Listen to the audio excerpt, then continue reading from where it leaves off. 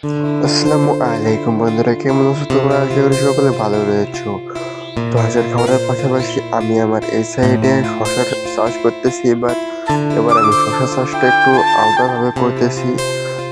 সব পাড় দিয়ে এরকম করে গর্ত করেছি, গর্তের মধ্যে গোবর, তারপর বাংলা টিএসপি এবং হচ্ছে গিয়া যেটা জিপ সার বলে, জিপ সার দিয়েছি, আর হচ্ছে কিছু ইউরিয়া দিয়েছি অল্প, মানে পুরো জায়গাটার মধ্যে 1 কেজি ইউরিয়া এবং ডিএপি সার দিয়েছি 5 কেজি। সবগুলো দিয়ে আমি এই গর্তগুলো আর কি ঘুরাই দিয়েছি এবং তারপরে গর্তগুলোতে আমি বীজ দিয়েছি।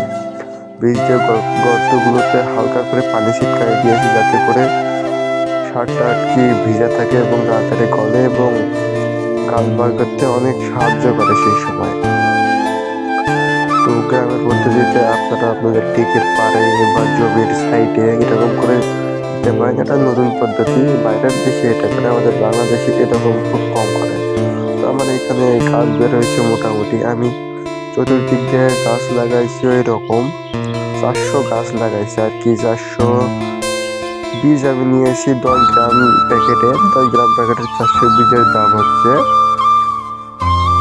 400 টাকা। 400 টাকা নিয়েছে, 450 টাকা সাইজ ছিল, আমি 400 টাকা দিয়ে নিয়ে গেছি। তো 10 গ্রাম বীজের দাম 400 টাকা। 10 গ্রামের প্যাকেটে 400 বীজ থাকে। তো 400 বীজই আমি আমার সাইড দিয়ে আর কি দিয়ে দিয়েছি। ইনশাল্লাহ বের হলে অনেক উন্নতি হবে। আর আমার এখনকার থেকে আর কি রমজানে আমি এগুলো বিক্রি করতে পারবো। এখন তো শসার কেজি ওইরকম 40 টাকা, রমজানে গেলে আশা করি অনেক বাড়বে তখন। ইনশাল্লাহ এগুলো থেকে আমার